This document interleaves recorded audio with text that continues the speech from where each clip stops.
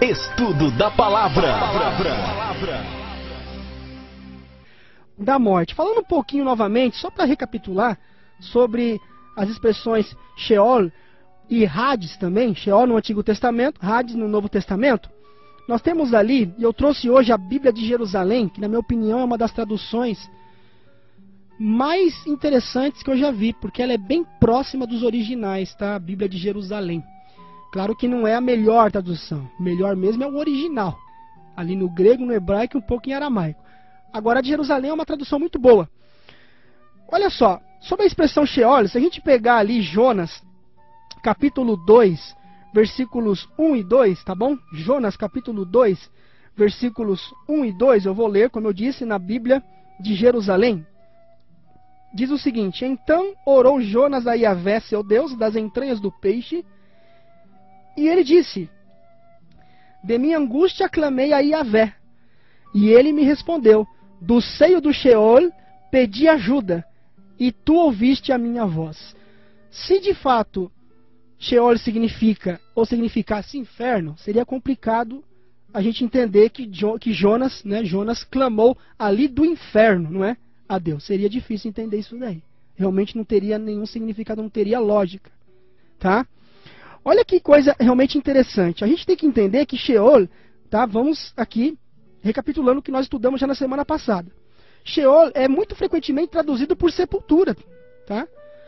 Tanto é que se você ler a Bíblia, você vai notar que tantos maus quanto bons vão para o mesmo local. Se Sheol significasse inferno de fato, como seria possível, além dos maus, os bons irem para este local também? Quer dizer, é uma coisa ilógica, não faz sentido. Quer ver só? Novamente aqui com a Bíblia de Jerusalém, nós vamos abrir aqui. Se você pegar ali Salmo 89, versículo 48, ok? Salmo 89, versículo 48, diz assim, ó. Olha só. Lembra-te de mim, quanto dura a vida? Para qual vazio criaste os filhos de Adão? Ó, quem viverá sem ver a morte? Aqui está englobando todos os seres humanos, tanto ímpios quanto maus, não é? Quem viverá sem ver a morte? Para tirar sua vida das garras do Sheol? Tá vendo? Ou em outras traduções, que diz o seguinte, que homem há, né, em algumas outras traduções, que homem há que viva e não veja a morte? Ok? Então aqui está relacionado a ímpios, a justos, enfim. Ou que livre a sua alma das garras do Sheol. Se a gente for traduzir aqui Sheol por inferno, fica complicado entender que até os bons vão para o mesmo local. Não é? Fica difícil. Jó, capítulo 17, versículo 13. Vamos aqui novamente, usando a Bíblia de Jerusalém. Jó, capítulo 17, versículo 13. Você poderá anotar os textos e depois conferir com mais calma aí na sua casa. Jó 17, versículo 13 diz assim, ó: Ora, minha esperança é habitar no Sheol e preparar minha cama nas trevas. Ou em outras traduções, eu aguardo já a sepultura, que seria realmente a tradução correta de Sheol, por minha casa.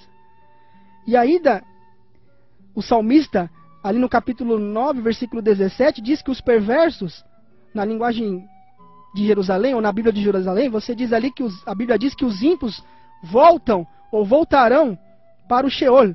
Por quê? Porque como nós já vimos ali em Salmo 89, 48, tanto bons quanto maus vão descer ao Sheol. Não pode ser inferno, porque se fosse realmente como muitas pessoas sinceras pensam, poderia ser, ou deveria ser, um lugar apenas para os ímpios, não para quem? Os justos. Então, olha só. Se a gente analisar aqui esse tema acerca de Sheol e Hades, nós vamos ver que é realmente a mesma coisa. Por exemplo, ó, se você pegar a Septuaginta, então eu estou fazendo aqui ainda a recapitulação, tá? Se você pegar a Septuaginta, que é a antiga tradução grega do Antigo Testamento, quase sem exceção, tá? Isso você pode realmente constatar através do seu estudo pessoal, principalmente você que gosta de estudar bastante a Bíblia, teologia, enfim. Você vai notar que, quase sem exceção, ela vai usar Hades, ou Hades, como a tradução de Sheol. Que seria então o quê? A mesma coisa, não é? Uma outra questão, Ao citar a profecia do Antigo Testamento concernente a Cristo, que diz assim, não deixarás a minha alma no Sheol, o escritor do Novo Testamento, ele dá inferno vindo de Hades. Tanto que muitas pessoas, ficando assim perplexas, ao entenderem que Jesus desceu ao inferno na sua morte, começaram já a entender que a tradução melhor ou mais interessante não seria de fato inferno. Não seria de fato inferno. E na verdade nós sabemos que Jesus desceu ao Hades. Por quê? Porque Jesus não desceu ali na sepultura, Jesus não ficou ali. Quantos dias e noites, José Carlos, Jesus ficou ali na sepultura? São 3 dias, né? Exatamente. Ele não desceu na sepultura.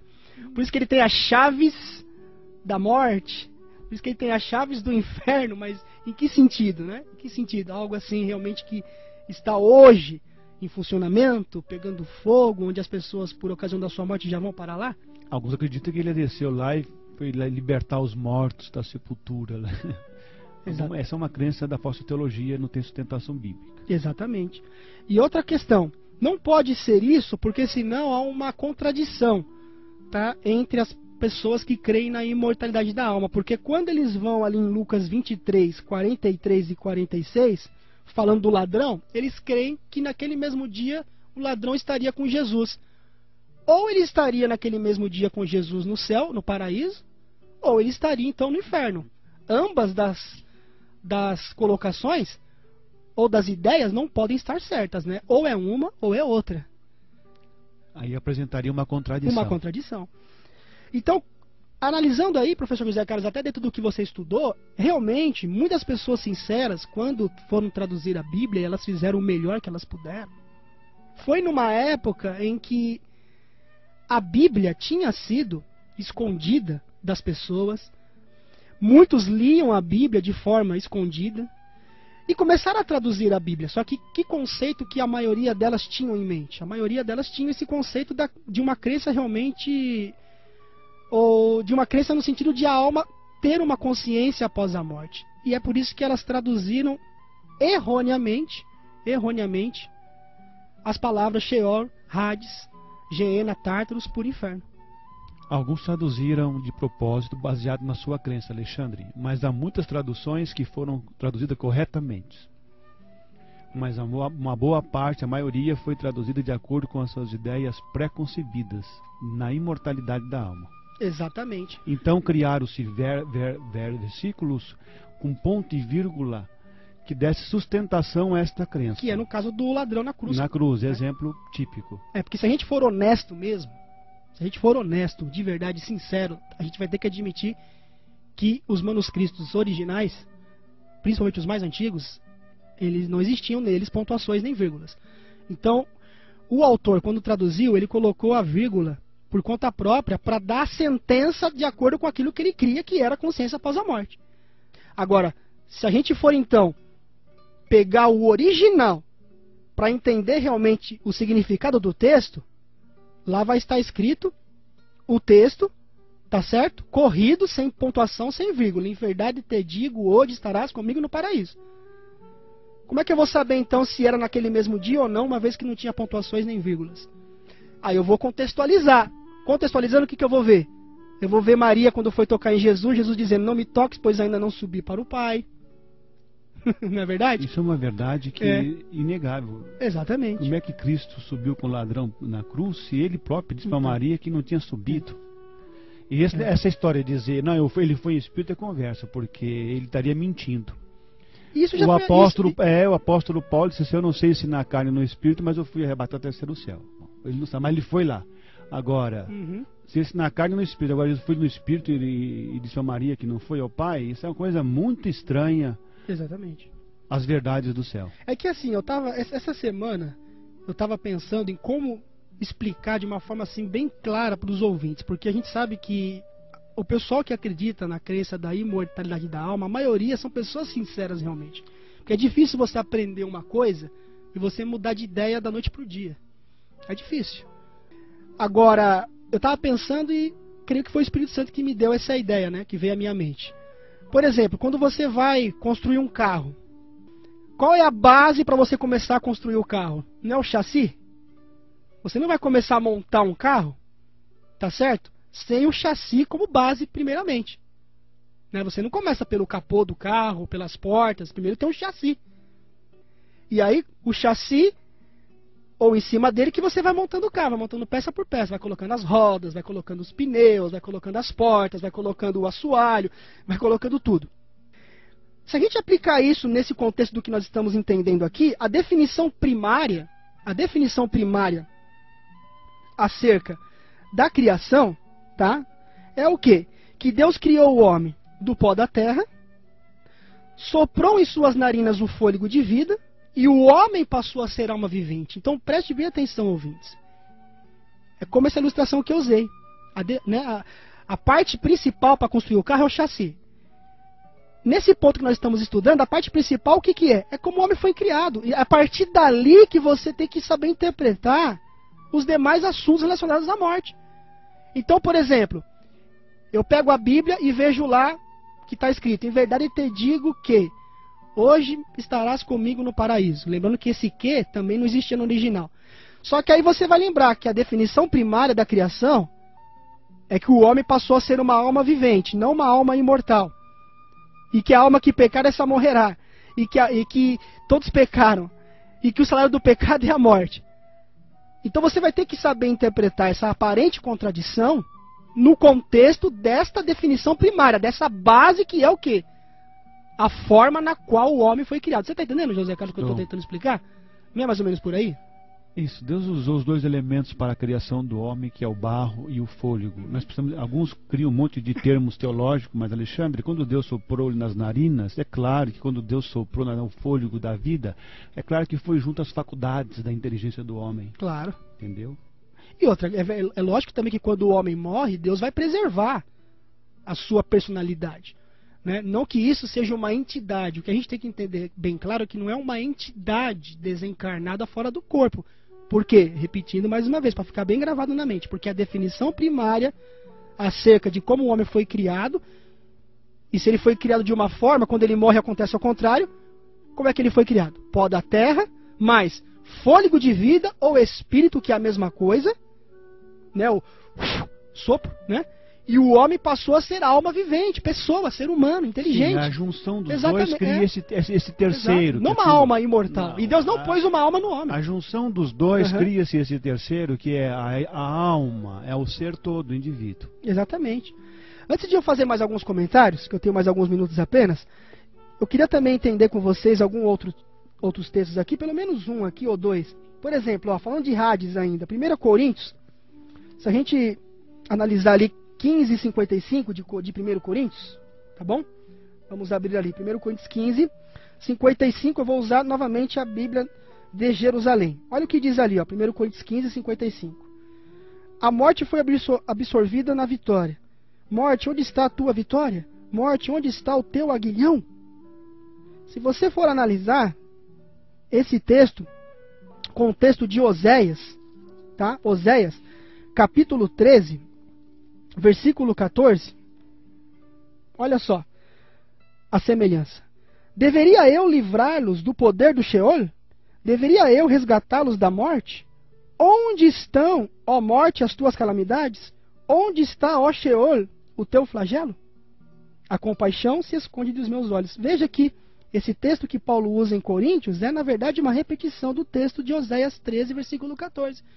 E nós já vimos que a definição primária de Sheol e Hades é nada mais, nada menos que sepultura.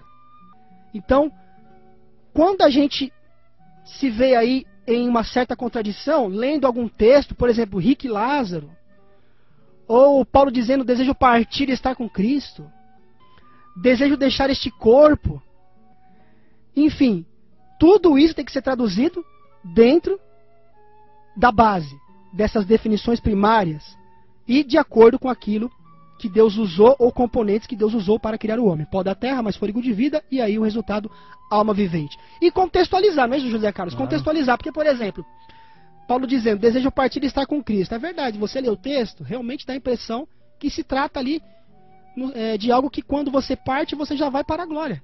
Mas quando você lê o contexto, Paulo diz que a coroa da vida está guardada para ele, na qual Deus dará em qual dia? No dia da ressurreição, do juízo final. Naquele dia. Então você vê que o contexto já mostra realmente toda a luz do assunto. Pessoal, é muito simples de entender, mas eu sei que a maioria não vai aceitar. A gente sabe disso, a maioria não vai aceitar, infelizmente. Mas nós estamos aqui porque essa mensagem ela deve ser pregada, porque pessoas irão aceitar, e para as pessoas que vão rejeitar, infelizmente Deus vai cobrar dessas pessoas.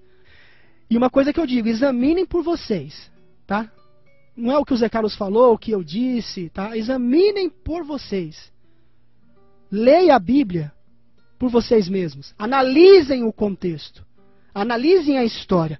E falando de história, eu quero terminar aqui, rapidamente, dizendo o seguinte, eu respondendo uma pergunta e aí uns últimos comentários aqui de alguns escritores na época da reforma acerca da consciência após a morte. O que eles pensavam acerca disso? É um inferno um lugar de fogo ardente no centro da terra? Então, de acordo com a Bíblia, a destruição final dos ímpios terá lugar no tempo do fim. No tempo do fim, não é agora. Lembra-se quando Jesus foi expulsar ali os demônios ali de Gadara? Os demônios disseram o quê? Vieste nos atormentar antes do tempo? E os ímpios serão lançados no lago de fogo juntamente com Satanás, com a besta, com o falso profeta e com os anjos maus. Então isso é para o tempo do fim, não é agora, meus amados. Segunda Epístola de Pedro, capítulo 2, versículo 4, diz claramente que os ímpios estão reservados para o juízo, né, colocando dentro do contexto ali dos anjos que foram expulsos do céu, ó, para o dia do juízo, não é agora. O nosso Deus é um fogo consumidor para o pecado onde quer que ele se manifeste. Isso está em Hebreus 12, 29. Então quando Jesus aparecer, onde houver pecado, o fogo vai pegar ali. Porque o pecado é como combustível. Os fogos do inferno terão origem no céu. Olha que interessante isso. No céu, não é agora, no céu. No tempo do fim. Apocalipse 20, verso 9 fala isso. Leia lá, Apocalipse 20, verso 9. Os ímpios serão completamente destruídos. Vão desaparecer da terra. Provérbios 10, 25 fala isso. Salmo 37, 10 fala isso. E outros Zacarias. Eles se farão cinzas. Está em Malaquias capítulo 4, 1 e 3. Olha, se farão cinzas. Até o próprio diabo. E serão destruídos ao final do milênio. De acordo com Apocalipse 20, verso 5. Quando se der a ressurreição da condenação. De acordo com o Evangelho de João, capítulo 5, 28 e 29. Então, meus amados, eu quero, antes de fazer o último comentário, ler rapidamente aqui, eu tenho uns 2 minutos. Olha isso aqui, ó, preste bem atenção agora nesses dados históricos. Em 19 de dezembro de 1513, por ocasião da 8ª sessão do 5º Concílio de Latrão, o Papa Leão X publicou uma bula intitulada Apostolici Regimes, na qual declara, olha só o que o Papa Leão X declarava nessa bula. Condenamos e reprovamos todos os que afirmam que a alma inteligente seja mortal. Ou seja, todo mundo que crê que a alma inteligente seja mortal, nós condenamos. E essa bula, ela dirigia-se contra a crescente heresia, entre aspas, né? Dos que negavam a imortalidade da alma. Heresia na visão católica da época. E que defendiam a imortalidade condicional do homem. Condicional. E a bula, ela decretava, também que todos os que aderirem a semelhantes asserções ou ideias errôneas deveriam ser evitados e punidos como hereges. Então olha que interessante. Os decretos desse concílio, convém notar, foram todos publicados em forma de bulas e constituições. E em 1516, Pietro Pomponatius de Mantua, notável professor italiano e líder, olha só, ele era líder dos averroístas, que negava, era um grupo que negava a imortalidade da alma. Esse rapaz, ele publicou um livro de combate a essa fé, intitulado Tratado sobre a Imortalidade da Alma. E teve muitos leitores, especialmente nas universidades italianas da época. E em resultado, foi arrastado diante da Inquisição, esse material, e o seu livro foi queimado publicamente em Veneza. E então, no dia 31 de outubro de 1517, Lutero afixou suas famosas teses na porta da igreja de Wittenberg. E em sua defesa, olha bem, de 41 de suas proposições publicadas em 1520, Lutero citou a declaração do Papa sobre a imortalidade da alma, como sendo uma dessas opiniões monstruosas encontradas no monturo dos decretais papais. Martinho Lutero dizendo. Olha o que Martinho Lutero disse. Martinho Lutero falando essa aqui, foi viu? boa de Lutero, viu? Olha aqui, ó. Gostei. Olha só o que ele disse, ó. Entretanto, permito que o Papa estabeleça artigos de fé para si mesmo e para seus fiéis, isto é, que o pão e o vinho se transubstanciem no sacramento, que a essência de Deus não gera nem é gerada, que a alma é a forma substancial do corpo humano, que ele, o Papa, é imperador do mundo e rei do céu, e Deus terrestre, que a alma é imortal, olha só. E todas essas intermináveis monstruosidades do monturo romano de decretais, a fim de que a semelhança de sua fé seja seu evangelho, bem como seus fiéis e sua igreja, e que os lábios possam ter alface adequada e a tampa seja digna da iguaria. Tá vendo aqui, Martinho Lutero pregando contra tudo isso, contra a imortalidade da alma, a transubstanciação e assim por diante. E eu termino, o William Tyndale, já ouviu falar de William Tyndale? Sim. Quem foi o William Tyndale, José Carlos? Você que é professor aí. Olha o que o William Tyndale disse. Morreu queimado. Olha o que ele disse. Olha o que ele disse, tomando defesa, né, contra a questão da imortalidade da alma. Olha o que ele disse, ó.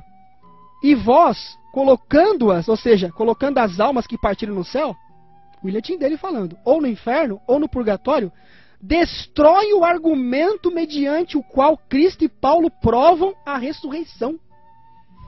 Isso mostra que essa base da imortalidade não vem da reforma. E olha só, e mais, se as almas estão no céu, William Tyndale falando, dizendo por que não estão em tão boas condições como os anjos?